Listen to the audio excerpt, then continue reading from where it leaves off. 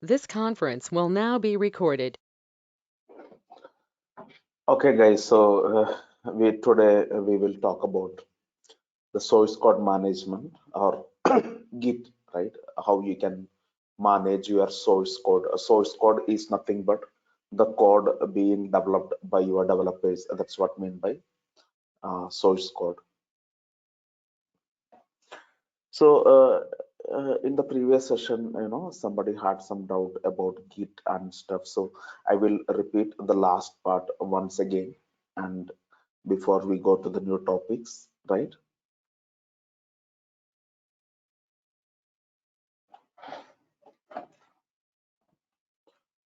So I hope you all, you know this picture.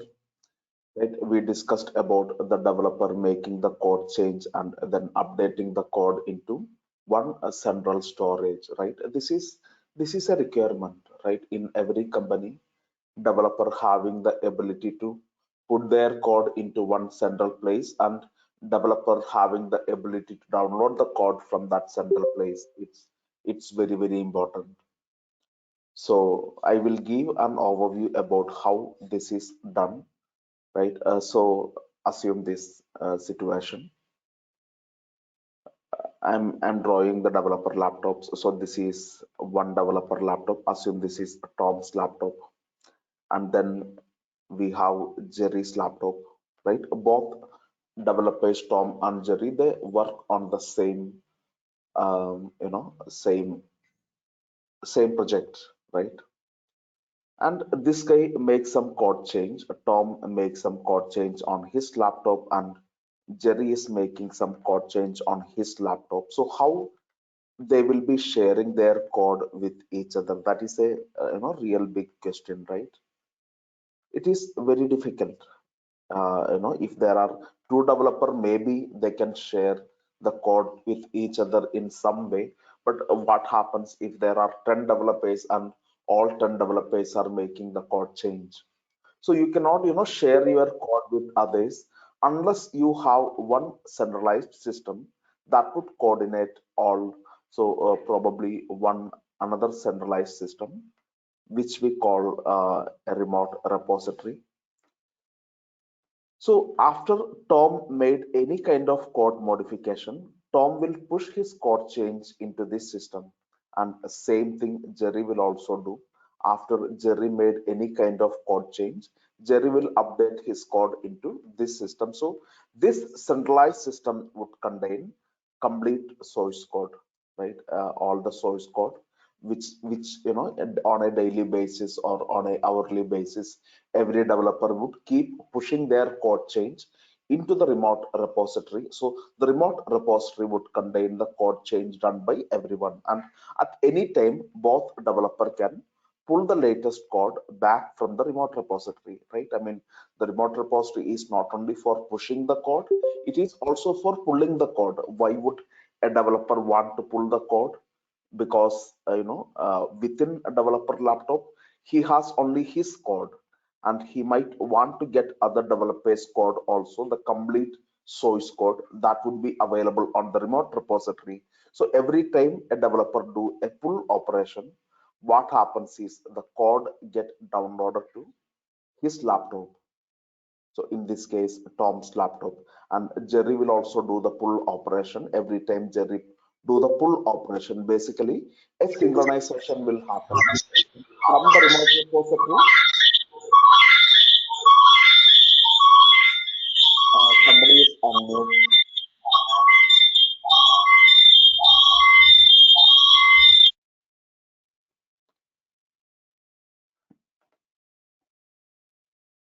Okay, so when Jerry do the pull operation, any developer, when they do the pull operation, what happens is a synchronization from this remote repository. Uh, you know, uh, it gets synchronized to the local repository. That is exactly what happens every time a pull operation is performed. Okay, great.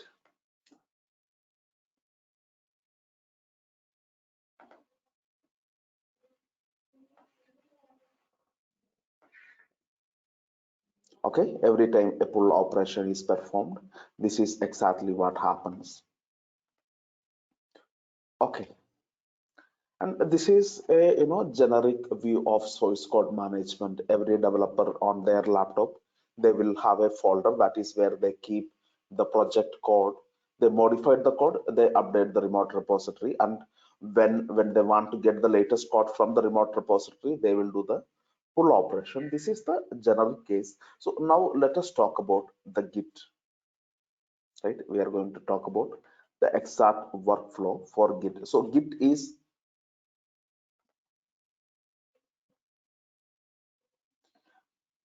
is one of the many source code management tool, and today the most popular one, we can say. And Git provide a lot of facilities. So I will come to that. So assume this is Tom, and Tom has a folder in his laptop. The folder contains the project, right? The project folder, which is kept in Tom's laptop, and the same project folder is kept in Jerry's laptop also. So what Tom and Jerry does is every time they get a request for a change, right? The request can be coming from the market analyzing team, or the request can come from the QA team asking the developer to fix some problem, or asking the developer to add some feature enhancement. So that is what developers will do. They keep taking the work and doing the work, and they will deliver the work. That's what they do. So assume Tom is working on some problem. A developer, the QA team reported some problem, something is not working. Login is not working for the Hotmail users. The people with a Hotmail email ID, they are unable to log into the website. So please fix the problem. And then Tom is the one who is working on it. What Tom will do is he will make some modification, right? He will modify the code. So probably he don't modify the entire code. He would modify one or two Java classes, or probably three or four functions. That's all he will modify. And after he made the modification, now it is time to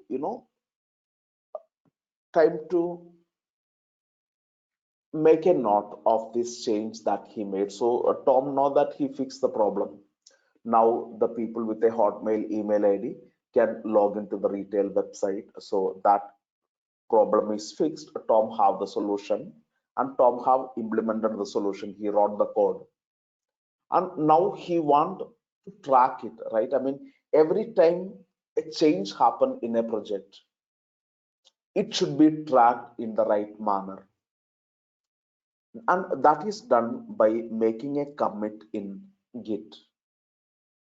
So what commit means is, commit is one record that a developer is creating in the source code management system. And this commit would contain the name of the developer who made the modification, at what time this modification was made, and what are the exact files the developer modified, what are the exact lines of code he modified, right? All this information would be there in the commit. So you can assume your entire project is nothing but a combination of hundreds of commits, right? Your project started in back in 2015, and now it's been sorry now it's been 6 years, and in the last 6 years 10 developers have been working. Probably every developer would make one or two commits every day. So how many commits would be there in the last 5 years? It's something like you can expect 1,000 or 2,000 commits have been made so far on this project. More than 2,000 commit. So you can check and analyze each and commit. I mean, everyone working on that project can see everyone else commit. When developer make the commits, at the end it is centrally stored in one system, and that system tracks each and every commits. So the developer responsibility is, once they finish working, they will make a commit and they will mark it on the source code management system, in our case Git. And this commit would be then pushed into a central remote repository only for the synchronization purpose, nothing else, right? The remote repository is used only for the synchronization purpose, but nothing else. So there would be a remote repository where the code will be pushed into. Makes sense. So probably a developer can make any number of commits. He fixed one problem, he make one commit. Then after that, he worked on the next problem. He wanted to make sure that the design has some flow when people open the retail website from the mobile phone. It has some flow. I mean, it is not looking good on mobile. So he fixed that problem and then he made another commit, and then he wanted to add some new feature in the software.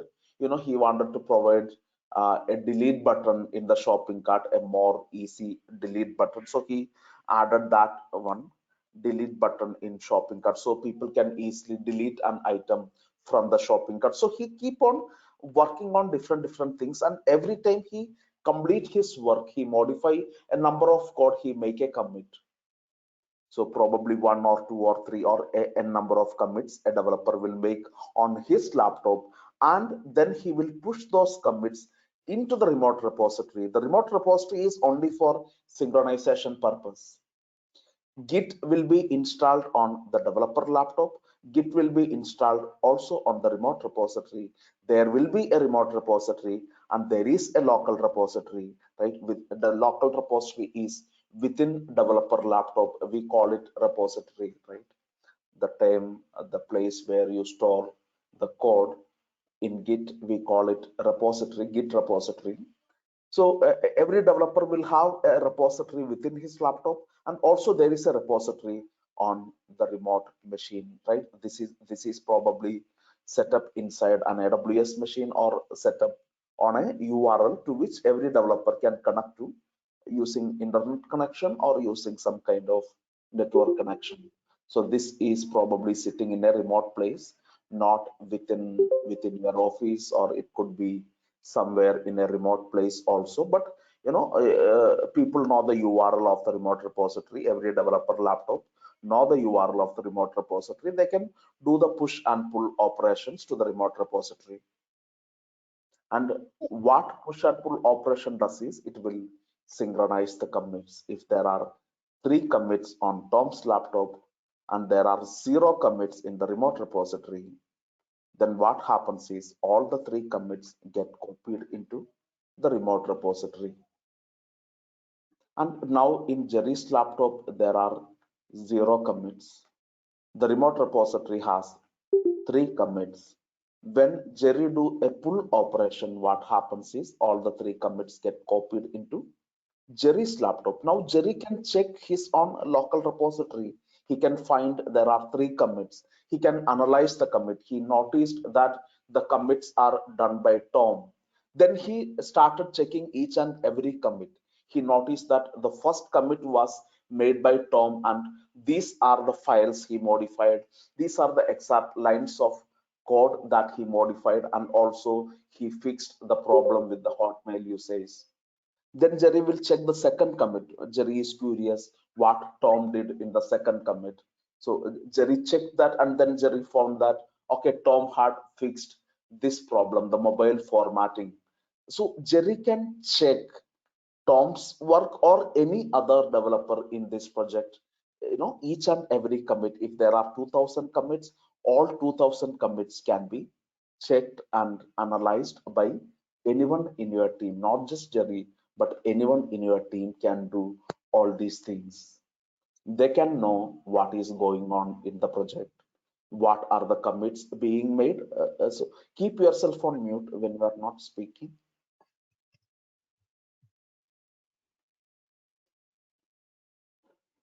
Okay, so what I'm trying to say is, yeah, so not just Jerry, any developer in your team can know this, all right? So this is very important for the proper functioning of a project. Developer always make the commits. Please keep Basil, talking. Uh, yeah, yeah, a small concern like even before Git comes, there could be a same kind of mechanism for the development team, right? Yeah.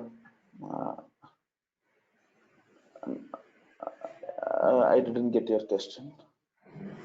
No, no. Now you are telling that while the purpose of Git is to install in developer system and one could be on a repository so that they will do the push and pull mechanism to synchronize the code, right? Right. So even before Git comes also, developer could be doing same kind of operation to synchronize the code, isn't it? Or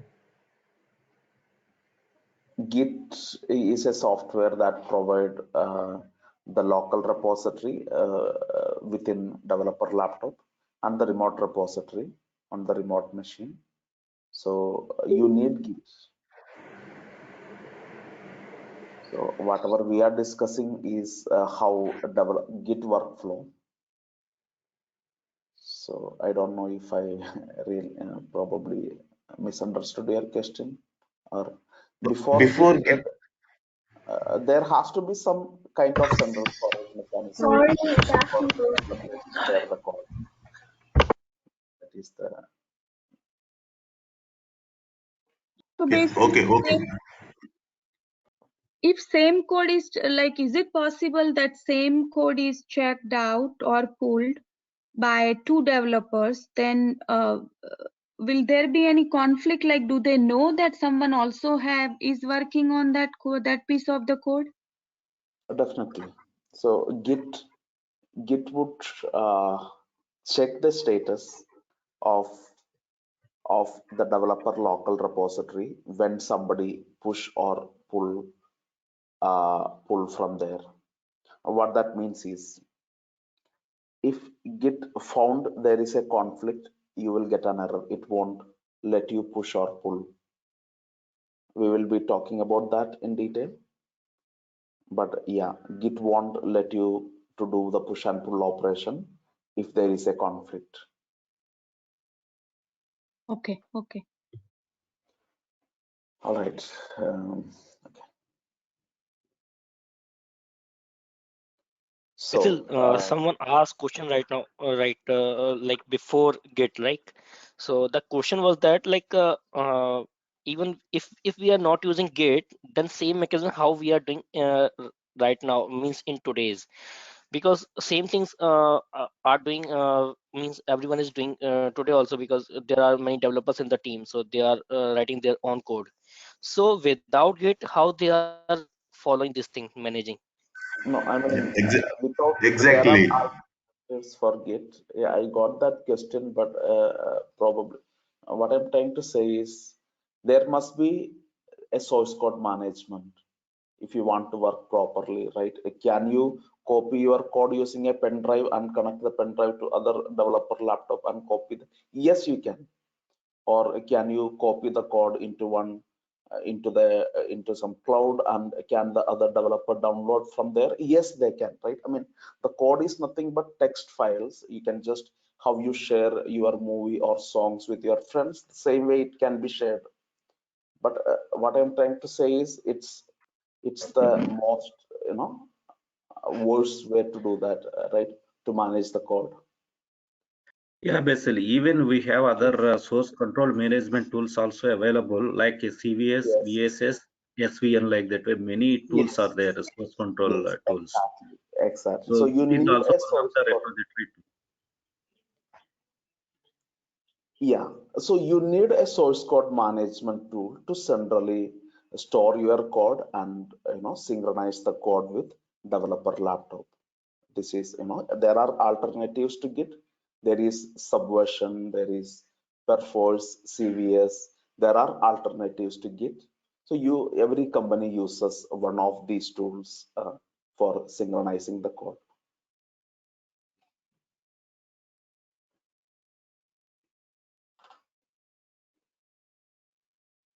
Makes sense, right? I hope I answered the question. And there is many other tools Yeah, Yes, also basically. basically. Yeah. for Git other than Git for code merging. So in DevOps we are using only Git, or we can use any other tools also. any other tools. Git has lots of Git is one of the most advanced tool which has Yeah. lots of features. So, and it's very Okay. common in companies now. Okay. But we Git can is, use any other tools also, right? yeah, different companies uses different tools. So probably when you work inside a company, you may be using Subversion or Perforce or CVS. It depends. It depends on the company which one they started with. But yeah, every tools has the concept of committing and recording the developer work and checking the developer work, checking all the history. All these tools have that mechanism.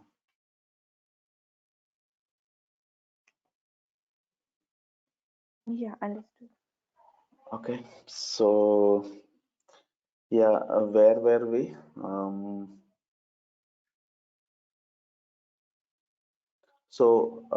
Right. What I'm trying to say here is that every developer have all the commits of the project, and they all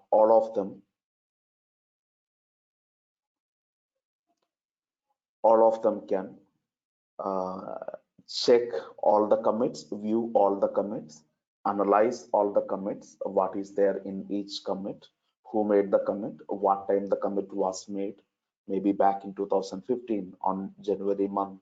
This developer had fixed this problem, and these are the lines of code that got modified, right? The complete history of the code that you developed so far for your project is stored as small commits in a incremental way. So the code of today and code of yesterday or the code of last year, you can see them inside the repository. Git provides these incremental information to you. You can ask Git, I need the code from 2018 Feb 15th, what the code looked like at that time. Probably you want to troubleshoot something and then you wanted to get the code from that time. You can get it. Or you want to get the code from last month or last week or yesterday's code. You can get it from Git because Git tracks everything in a incremental manner. All commits are incremental. So you can get all this information from the Git repository. All right, so that's pretty much about the workflow of Git. And now I will talk about, okay, all right, so let's talk about this. So I have already told you, this is a developer laptop. Now assume a Tom's laptop, and then we have Jerry's laptop, and they both are working on a same project, right? And the project are stored inside a remote machine. Assume so you installed Tom installed Git on his laptop. Jerry installed Git on his laptop. So this is Tom's laptop, and this is Jerry's laptop. And then this is a machine, probably an AWS machine in the cloud, right? Some machine that is accessible network wise, accessible to both Tom and Jerry. So it can be an AWS machine, for example, so that Tom and Jerry can connect to this machine using the IP address of the machine. And Tom has code stored in his laptop, Jerry has code stored in his laptop. And the first thing what they do is they will install Git on each other's laptop. They will install Git.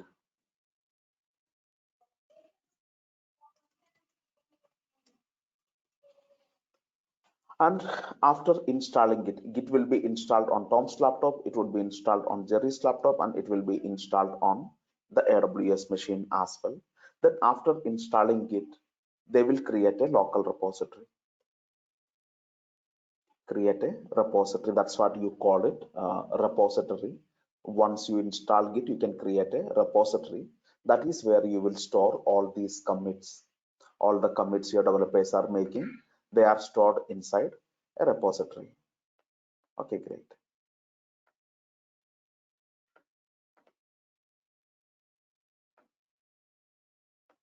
And then after creating the repository, Tom will start developing the code. So if we have an existing code, he will copy that code into a folder. So he will basically create a folder on his laptop, or probably he already have a folder in his laptop that contains the code, the source code. Today Tom decided to start using Git. So he will copy the code into this Git repository by making a commit. So he has some 10 or 15. So project is recently started. He have 1 week of work. The project started only last week. Tom is the first person who is working on this project. 1 week of code is available on this folder. He will copy, or he can, in other words, you can say, he will add all the files into the Git. He want to add every files first, and then he will perform a commit command. So first he will perform add command that will select which file he want to copy, and then he make a commit operation in the local repository. Now his code change got committed within the local. So Tom made the first commit of the project. The project is starting today, or you are starting to use Git just today. Tom made the first commit, and now it is time. Tom wanted to work on something else. Tom decided that he wanted to look into some other problems. So give me a second.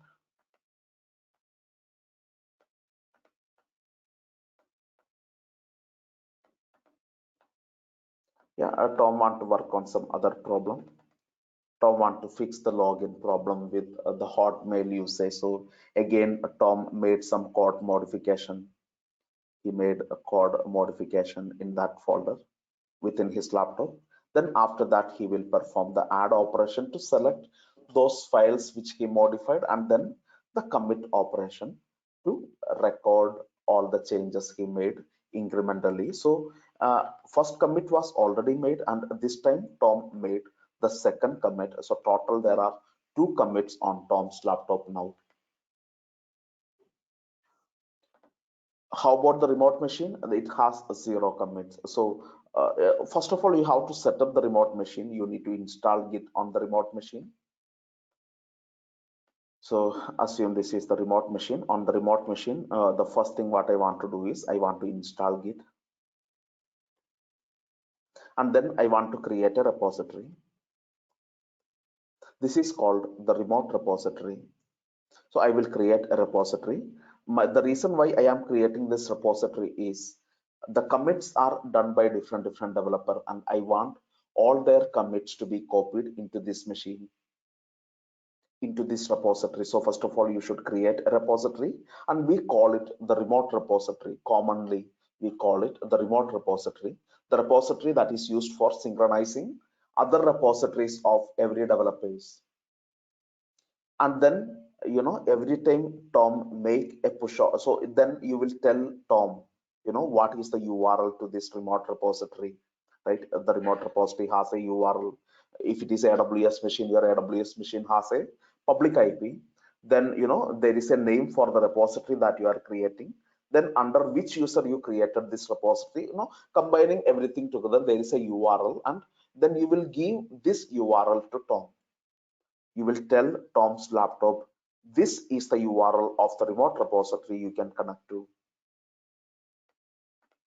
So Tom's laptop will connect to the remote repository using this URL, the URL of the remote repository. The URL consists of the IP address of the machine, name of the repository, and also some username under which this repository is created. And then next thing, Tom cannot simply push it. Tom should authenticate himself to the remote repository. So probably using a key pair mechanism, Tom want to authenticate with the remote repository. So after authentication, Tom can perform a push operation. Then what happens is currently there are 0 commits in the remote repository. Tom's laptop have 2 commits total. So both commits get copied into the remote repository. The remote repository now have 2 commits. And assume Jerry will do the same job, and on his laptop now he want to get the latest code. So what Jerry can do is Jerry can perform a pull operation, and when Jerry will do the pull operation, then automatically all these things get created, or it would copy both commits, 2 commits inside Jerry's laptop. And then now Jerry has a folder on his laptop, just like Tom. Jerry's laptop and Tom's laptop would look exactly same. Jerry's laptop will have a local repository. It will have a folder where the code is copied. It is called the working copy. And then, after he modified the folder, modified the code, he will add all the files, and then he will make the commit. Right? Jerry will do the same operations what Tom did. So right now there are 2 commits that Jerry did, and Tom did, that is available on Jerry's laptop. And now assume Jerry is working on something, he is fixing some problem. He made a 3rd commit, and then he made a 4th commit. So now total in Jerry's laptop there are 4 commits, but on Tom's laptop it's only on Tom's laptop it's only 2. On the remote repository it's only 2. Jerry will push it, then the remote repository get 4, then Tom have to pull it, Tom will get 4. So this is the way how it works. They will, every time developer make commits locally, later push it to the remote machine. This is the way how Git works, and that is what we are going to see. All right. So basically, when Jerry makes 3rd and 4th commit, at that time, Tom will get the notification that there is new code available, and then he will pull back. Generally, what developer does is they will, they frequently will do the pulling at their convenience. So they don't really need to know what other developers are working on. Probably Tom want to start working on something. So before he start working on something, he will just run a pull command. So if there is any changes in the remote repository, it will come to Tom's laptop. So no notifications. Yes, notifications can be done, but generally in a large project, it is unnecessary. So every time a developer want to start working on something, he will take the latest pull, and then he will work on it. So what if that, like, sometimes let's say that they are pulling the same code at the same time, and they are trying to modify the code, same code, like same functionality they want. Like I said, the push and pull operation will fail if Git detected a conflict. So I will talk more about it in the coming sessions. So yeah. Okay, thank you. So Basil, the numbering on the commit is based on the code and not by the developers? How many lines of code is there in each commit? It depends on the work, how big the work was, and different thing. It's on the developer. Yes. Oh, you just said on the same code Tom was working. So you mentioned 1 and 2 here, and Jerry worked on the same code.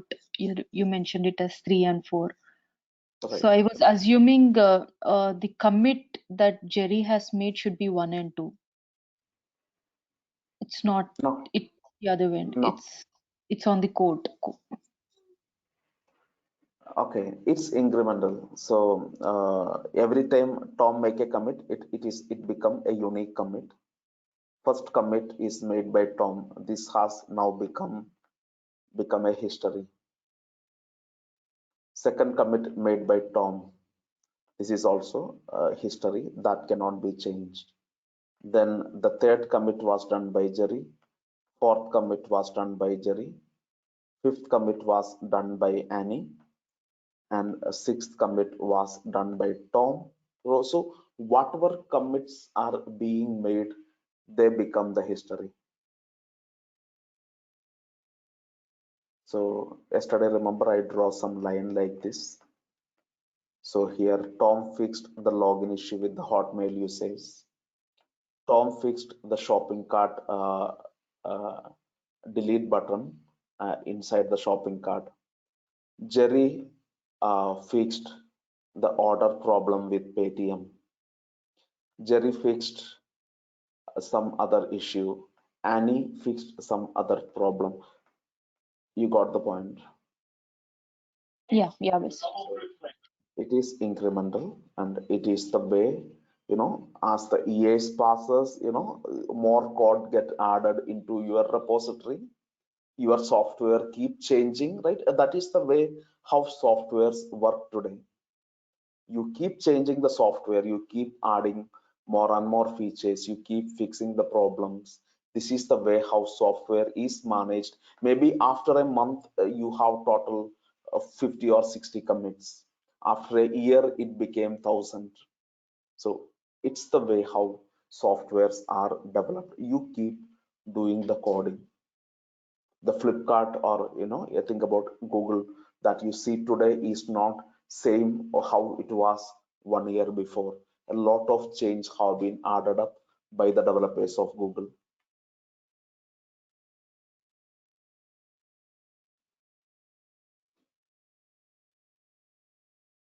All right, so this is the workflow. So we will start. Okay, and the first thing what we are going to do is we are going to set up the remote repository machine. I will create a machine in my AWS account, and in that machine I will create a remote repository, and then Tom's laptop and Jerry's laptop will connect to this URL of the remote repository, and then they can do the push and pull operation. So before they can do the push and pull operation, Tom should do some commits locally. So these many procedure Tom have to follow within his laptop. So we will create 3 machines. I'm creating all the 3 machines in my AWS account, and one machine I will call it Tom's laptop, other machine I will call it Jerry's laptop, and the third machine I will call it the remote repository machine. So you can easily picturize it. But the truth is that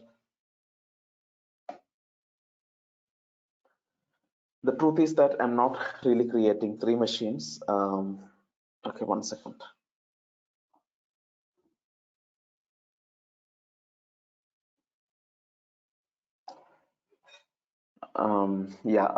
So I'm going to create 3 machines in my AWS account. One is for remote repository, other one is Tom's laptop, and other one is Jerry's laptop, and we will do all these operations one by one. That's what I'm going to do. And on the remote machine, I will create a repository, and the URL I would use in every developer laptop to do the push and pull operation to the remote repository. And then all these operations need to be done. A developer should first make a commit before he can push to the remote repository, right? So let us create the machines in the AWS account. So I'm going to log into my AWS account.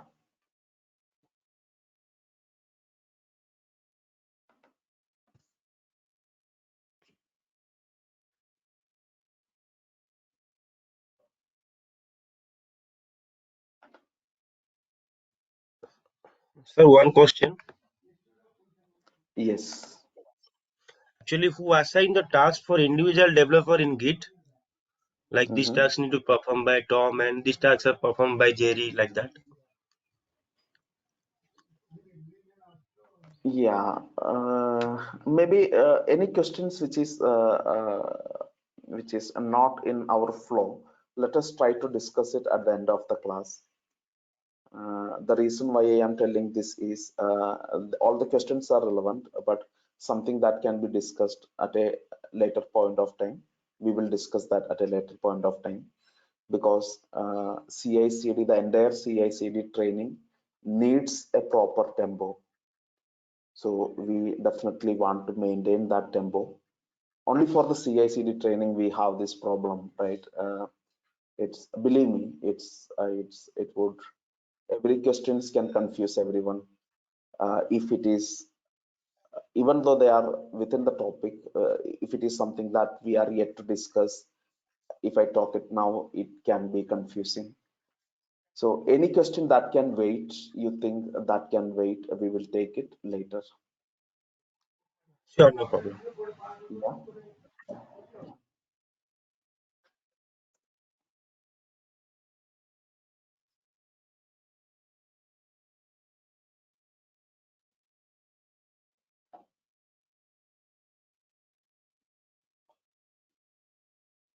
Oops, I think.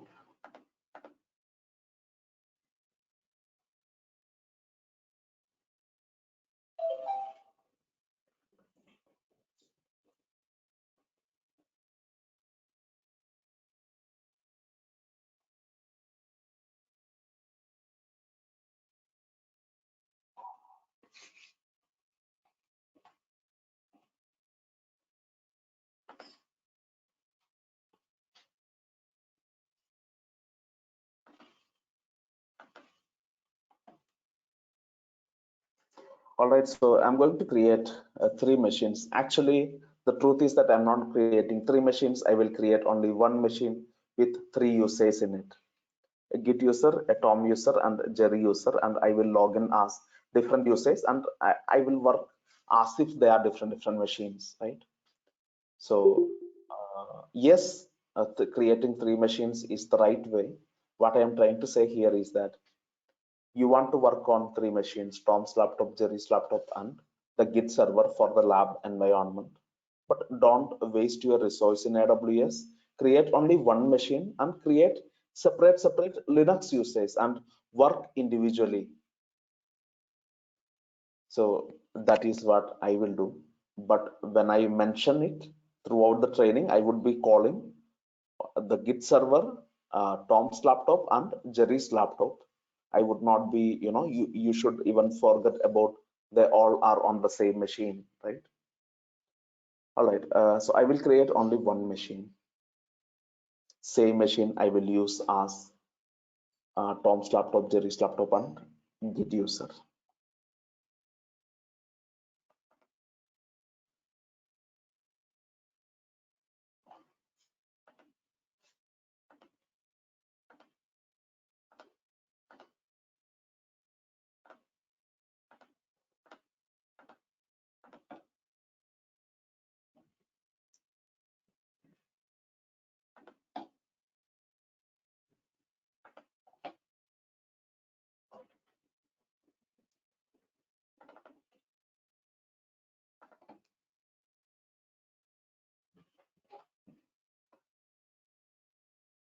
So yeah.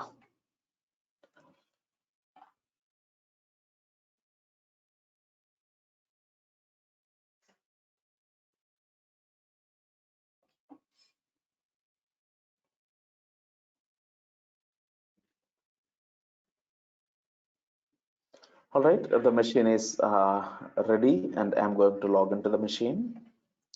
And basically, actually, I needed 3 machines. So what I would do is I will create 3 Linux users, Git, Tom, and Jerry.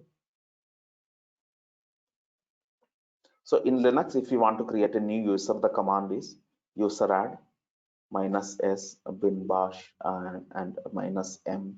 Then you can mention the name of the user that you want to create. I want to create a user with the name Git. I want to create a user with the name Tom, and I want to create a user with name Jerry. So there are total 3 users that I created. So I will log in as Git. Then I will call it. This is the remote repository machine. At the same time, I am going to log in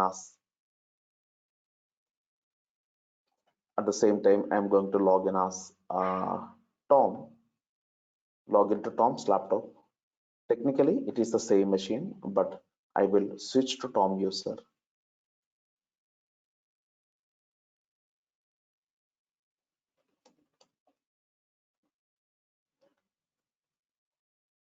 Okay, I am logged in as Tom, and similarly, I'm going to log in as Jerry.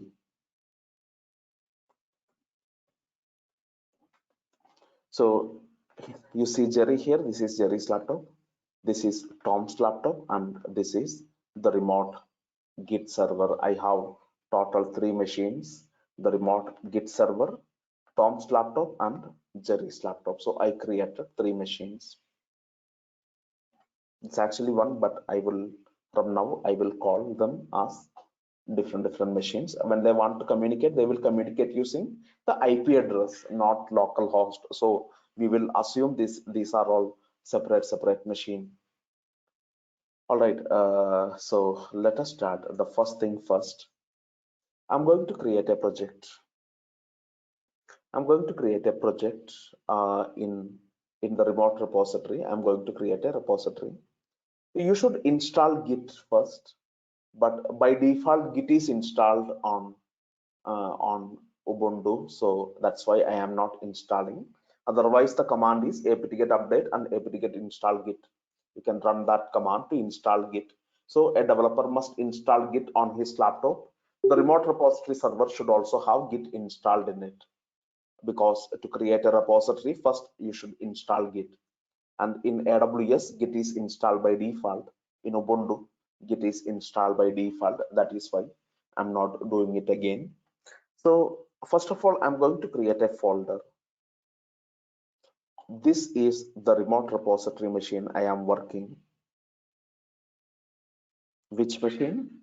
I'm talking about this machine, the AWS machine, where I want to keep the remote repository that will work as the synchronization repository for every developer laptop. So on that machine, I'm going to create a folder first. Create a folder called, let's say, retail project or something, right? Create some folder, then go inside that folder, and there's a command called Git Init. Git Init is the command that will create a Git repository. So first you should create repositories. Repository must be created in AWS machine and also developer laptops. The repository that you create in developer laptops are called local repository. The repository that you create in the remote machine is called remote repository. And -- bare option would make my current folder a Git repository. So my current folder, the retail project folder, would become the remote repository. If I don't use -- bare option, then what happens is a new folder get created with the name .git. That would become the repository. But in my case, I want my current folder to be the repository. You can use this command. So what this command does is it will create a Git repository, or in other words, the current folder would become a Git repository. That's all. That's all you need to do on the remote machine. You created a remote repository.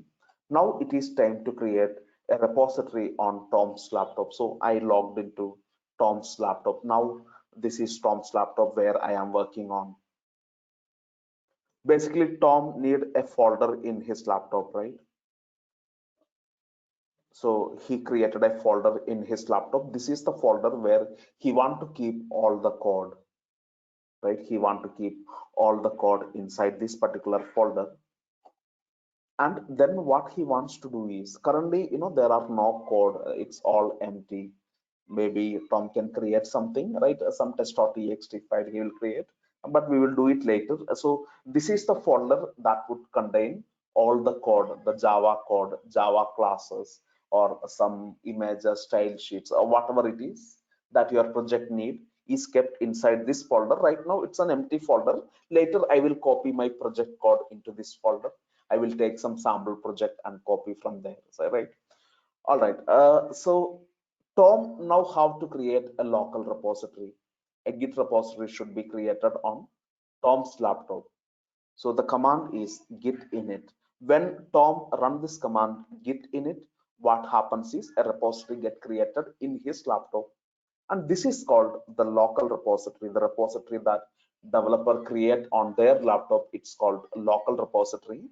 And if you run the command git init, by default a .git folder get created within Tom's laptop, and that would become the local repository. Now Tom has a folder where he is working on, and then Tom has a local repository that he created within the project folder he is working on in his laptop. Okay, great. So that is the situation right now. And what Tom want to do next is he want to create some code. So assume this project started today. This is a new project. There is no history.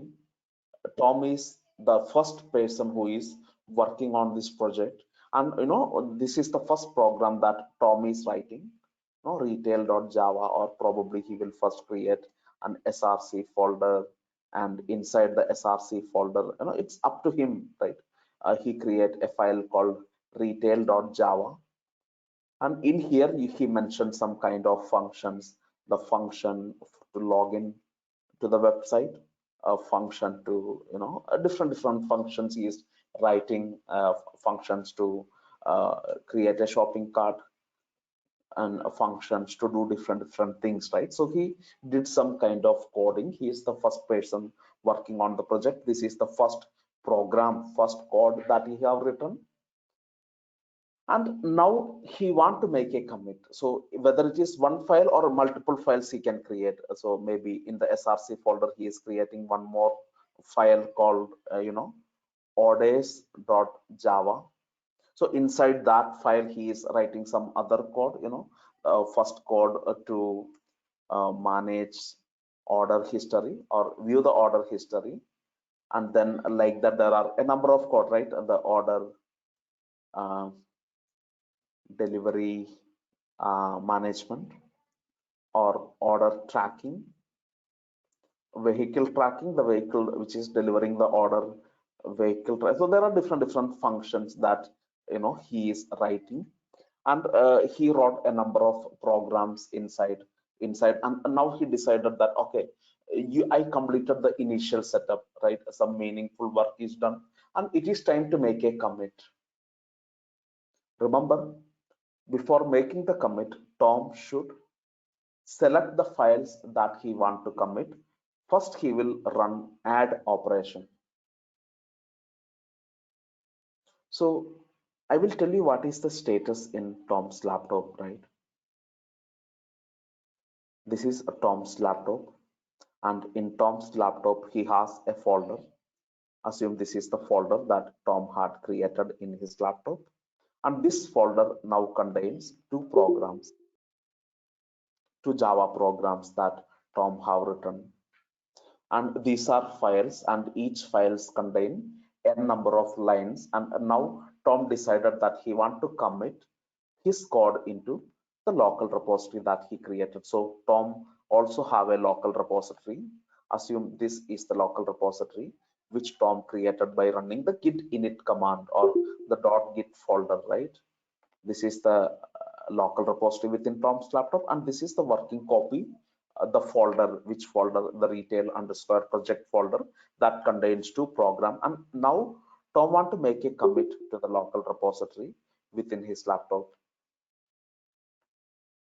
Okay, that is what Tom want to do, make a commit into the local repository. So first of all, he should select the program. So rather than directly making the commit to the local repository, the first thing what Tom will do is Tom will create one staging area. Tom will perform an add operation. What add operation does is it will add the selected files to a staging area. This is the way of selecting which file Tom want to commit. Right now, yes, it is true, there is only two files and both files Tom want to commit, but that may not be the case all the time. There are 10 files modified, but Tom want to commit only 5. So add operation would select the file that you want to commit, and then you will perform a commit operation. The commit operation is what that would commit the changes into the local repository. This is all happens within Tom's laptop, right? The folder, working copy folder is in Tom's laptop. The staging area is in Tom's laptop. The local repository is in Tom's laptop. So this is the procedure. First, Tom will run the add command and then he will perform the commit operation. And that's what I'm doing. First, Tom will run the add command. Let us take a look. Tom on his laptop, he's going to run this command. Give me 1 second.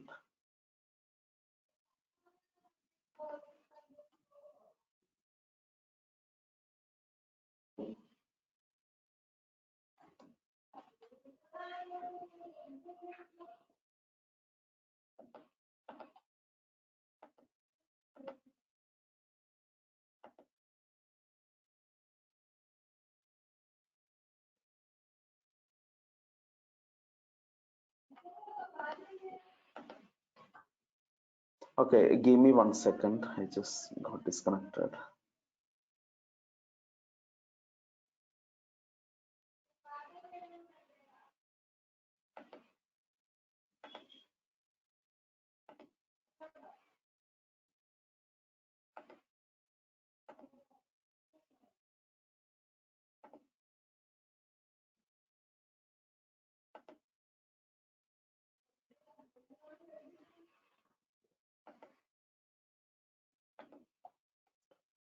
Okay, yeah, what I'm trying to say here is that Tom first want to, let me share my screen.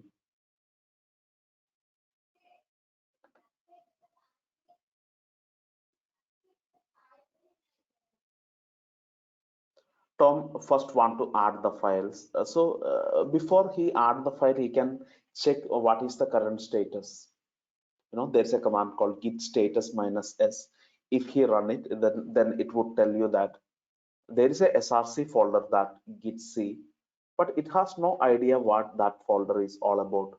Obviously, because we haven't added the src folder into Git. And that is exactly what I am going to do. I created this src folder, and by running this command git add, I am adding this entire src folder to Git. Src folder has two programs, so both programs are now added into Git. And you know, then you can run the git status command to see what is the status. It tells you that added, A means added. Both these files have been added to the staging area, and now you can commit. So if you see green color A, it means that, you know, these two files have been added, and next time when you run the commit command,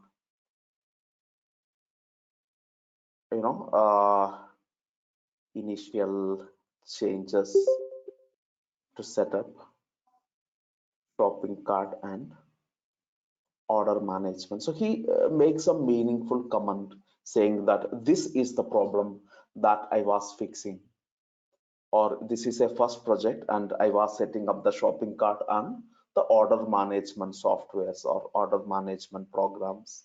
So he is done with that, and he is making his first commit. This is the first commit of the project. So run this command. Oh, okay. So I told you, Git want to know who is committing. Commits are something like, you know, the incremental units in your source code system. Every commit is important. Every commit must have a owner, developer who made the commit, at what time the commit was made, right? All this information Git want to know. So Tom is a developer, but he has not himself introduced to Git. So he should introduce himself to Git. He should provide the email ID, something like this, tom@example.com. This is the email ID. And then what is the name of Tom? Name is this, right? So something like that. So you provide this information by running these two commands. You must do it. You should tell, you know, the error clearly says, please tell me who you are. Git want to know who is committing. So that is done. And now you can run the git commit command. Tom can successfully execute the git commit command and his changes are committed. So now one commit got created. If Tom want to do more commits, he can do it. So Tom created a commit locally within his laptop. And now it is time to make the commit, push the commit to the remote repository. So let us do that. Okay. Okay, we don't have time. So take a 3 minutes break. I will be right back. I just need some time. We will continue after 3 minutes. Take a short break. Okay. This conference will now be recorded. Okay, guys. So let us continue. So what Tom did is he made a commit locally within his laptop. And now it is time for Tom to push his commits into the remote repository. Right now there's only one commit, whatever, right? That commit. Now Tom want to push it to the remote repository. So we will see how Tom can push his code change to the remote repository.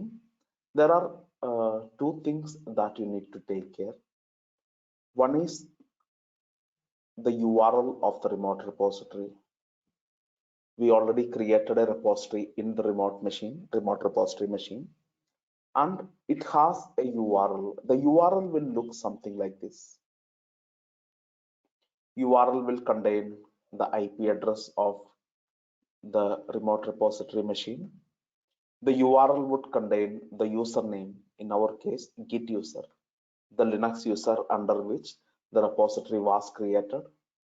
And then it would also contain the name of the remote repository that you created. What is it? It's a retail project. So inside the remote repository, after you log in as Git user, you created a repository, name of that repository. So these three things are included inside the URL. So I will show you the URL. The URL will be something like this. URL will be something like this on the remote repository. The username is git @ then you would specify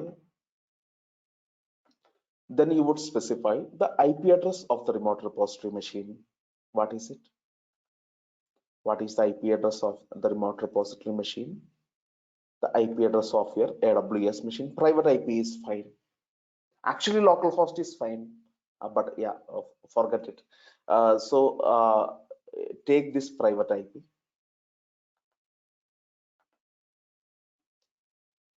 Git @ then IP address of the remote repository, then whatever the project name that you previously created in the remote repository, it was a retail project. So you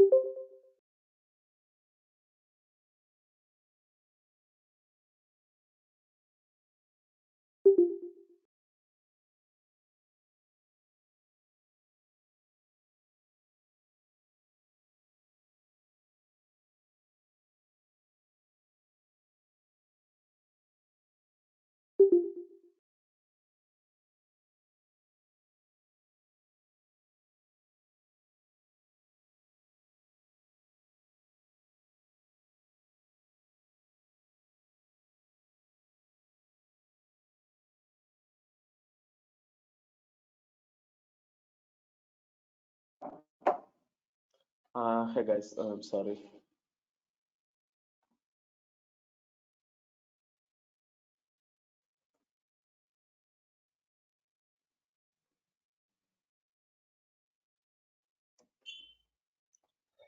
Yeah, you can hear me now, right?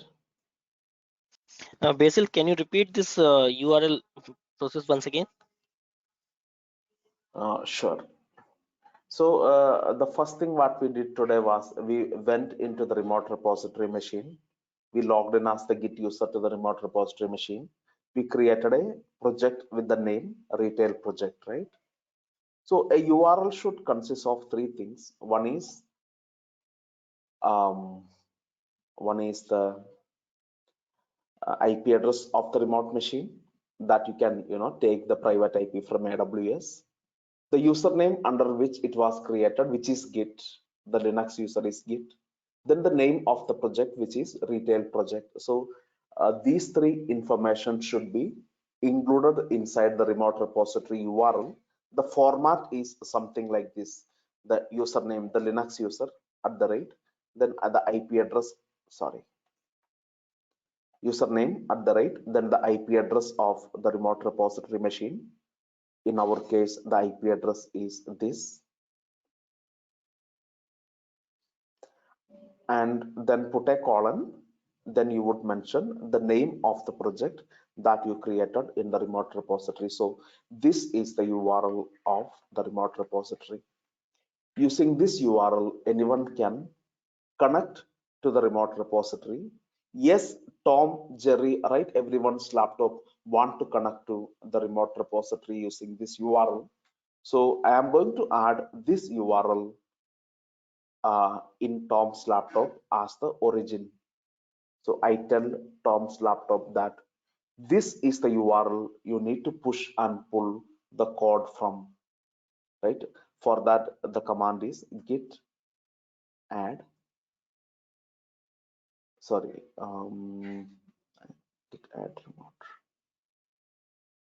git add remote origin.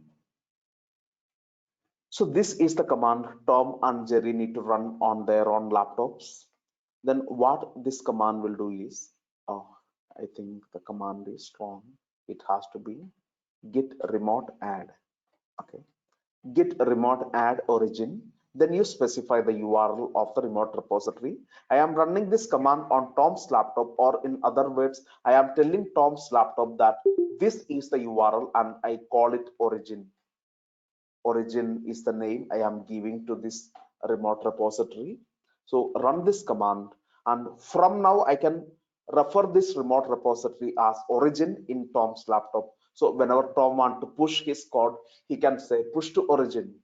When Tom wants to pull the code, he can say pull from origin. So origin is the name of the remote repository that Tom would be using.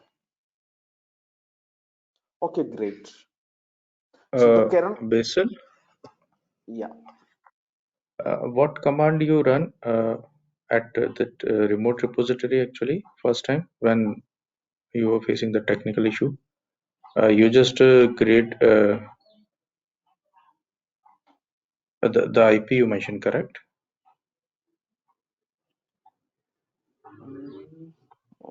I didn't get you. Actually, Yeah, this is the when IP you address of the remote machine. Yes. okay, No, I was so not that facing any problem. I was actually facing some internet problem at my side. yeah, yeah. So this is the URL, and this command had succeeded. This command which I ran on Tom's laptop have added this URL to Tom's laptop as the origin. So from now, Tom can push to origin or pull from origin. This is the address where Tom want to push and pull.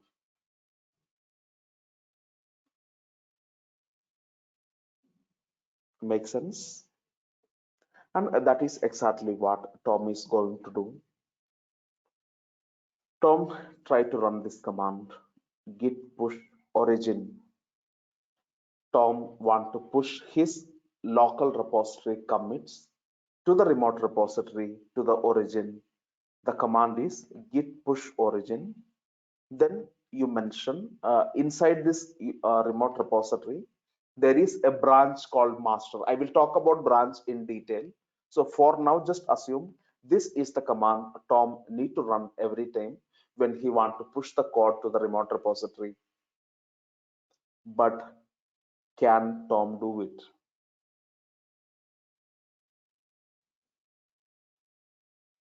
Tom cannot until he is provided with the right permission.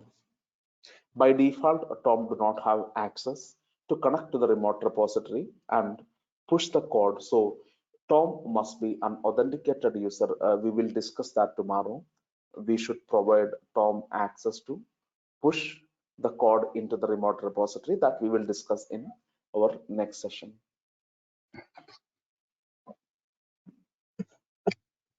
So yeah, so any questions, please go ahead. Do we have class tomorrow?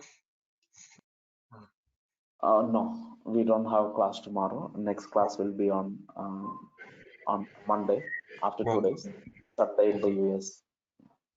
Thank you. Basil, that format of you have given, right? Git at the rate IP address of the remote mission, and what is that retail underscore project? That's a folder Name created. exactly.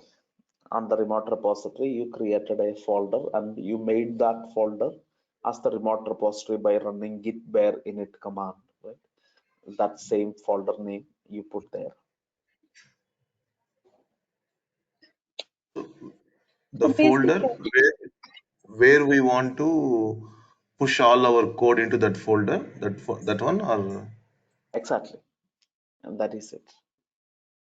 The folder on the remote repository machine.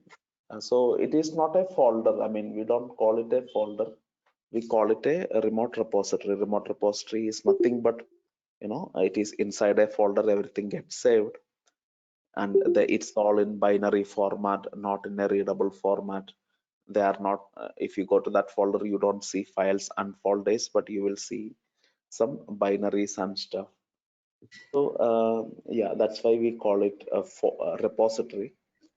A repository means nothing but it's a folder, and that is how even in Tom's laptop also, when you run the git init command, it created a folder with the name .git, and on the server, on the Git server, we ran the git bear init command. Then it took the current folder and made that folder the remote repository.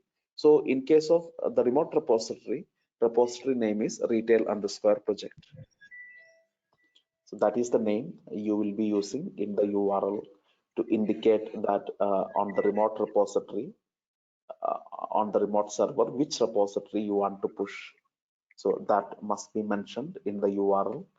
So from the URL, Tom's laptop will figure out all these things: the IP address of the remote machine, the username on the remote machine, and also the name of the repository that you created in the remote machine. These three information Tom laptop will figure out from that URL.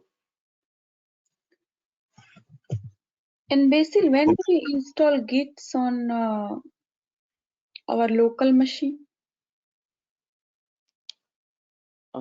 Git must be installed on the local machine. In our case, it was one machine. I was using it as 3, right, to save resources. Git Right. must be installed on Tom's and Jerry's laptop. Every developer must install Git on their laptop if they want to create a local repository. And today, which command we like? How did we install Git today on our machine? Sorry, I We missed it. didn't install Git. Actually, Git was installed by default. That's why we didn't install Git. So if you have to install Okay. Git yourself, the command is apt-get install Git. Okay, got it. So Basil, in a project, Go hello. ahead, Alegi. Yeah, if in a project there are submodules like if you say Flipkart, there are many modules like shopping cart and all. So for the code for all these modules will be pushed to same folder or different subfolders in a project in repository. Okay, so you mean subfolder or sub? I'm just have you used Git before? No. Okay, yeah, you can create folders, subfolders, or any folder hierarchy that you want. It's up to you. So we can push directly to the subfolders. No, you can push to the remote repository and local repository look exactly alike.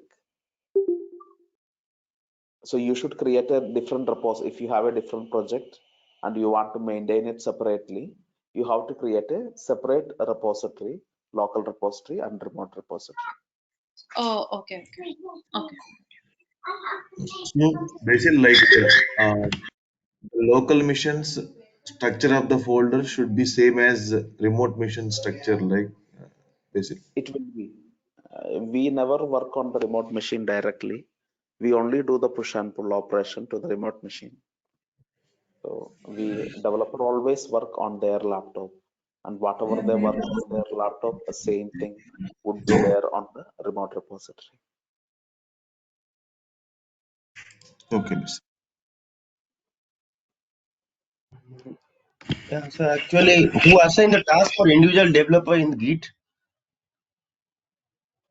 Like different functions are there. So who assigned the task?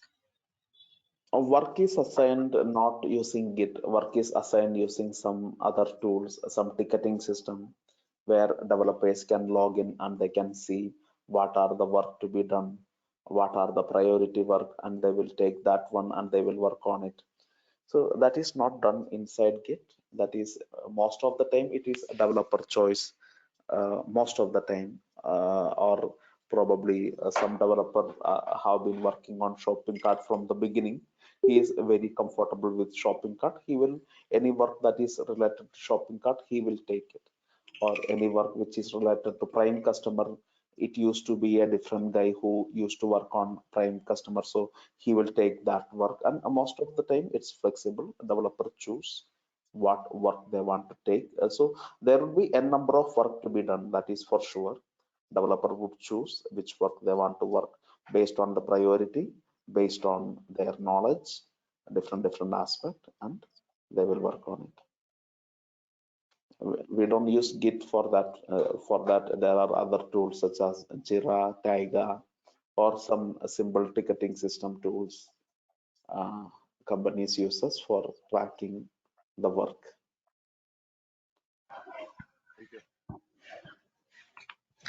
Basil, I have one question. If you see the UI on the Git, by default master branch and developer branch you can see. But in the command prompt, if you create Git install our machine, we are creating one machine Git, right? So there by default will create master or developer, or so which branch it will create? By default, it's master. Okay, got it. Okay. And we will be talking about branches in detail. So, Okay, yeah. sure. Basil, do we need to name the project on the local repository as same as the remote repository? In fact, names are different in our case. In the remote repository, the repository name is retail_project. In Tom's laptop, the name is .git. In fact, they are different. So no, there is no need that the name has to be same. It is the content that gets synchronized. Name can be anything. And if you're asking about the working copy folder, that is also, it can be anything. Okay. And the command that you use to connect to the remote repository where you used git remote add origin. So origin that word can be a different word, or it has supposed to be an origin only? Like, is it Origin is a common standard, and it can be different, but origin is the standard. So Everyone what if uses I'm that. working on two different remote repositories? So I can have different repository names for my names, right? You won't be working on two remote repositories for the same project. Not for the same project, for a different project, suppose. You will have different local repositories also. Okay.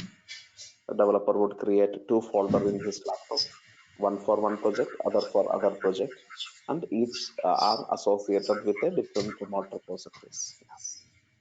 So the name given as origin is Same. same. You Okay. can use the same origin in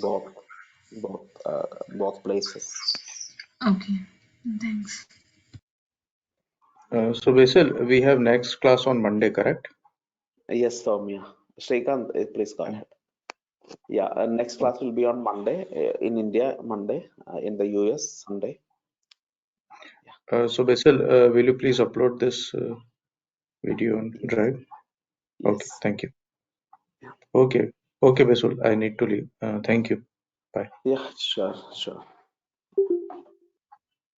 So, anyone else, any questions? Basil, Sir? can you upload Wednesday's video also? I did not get the Wednesday's video. Okay, yeah, I will check. Okay. Did I miss something? I will check it, Rahul. Okay. And when you are able to upload the Ansible project video? I am still waiting for the YAML files and templates. Osama, did we have them? Do we have them? Basil, everybody has access, but nobody uploaded after the last class.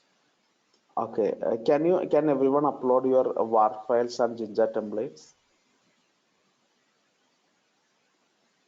into the GitHub, into that Yeah, repository? everyone is still a collaborator, including you, Basil, but no changes were made since Okay. last week. Okay, I will check. Okay. Actually, I am not having any files with me because I have some queries and I have to create the templates. Something have pending work in the project. That's why I'm not able to Right. upload anything. Right. But also I'm asking for the project video to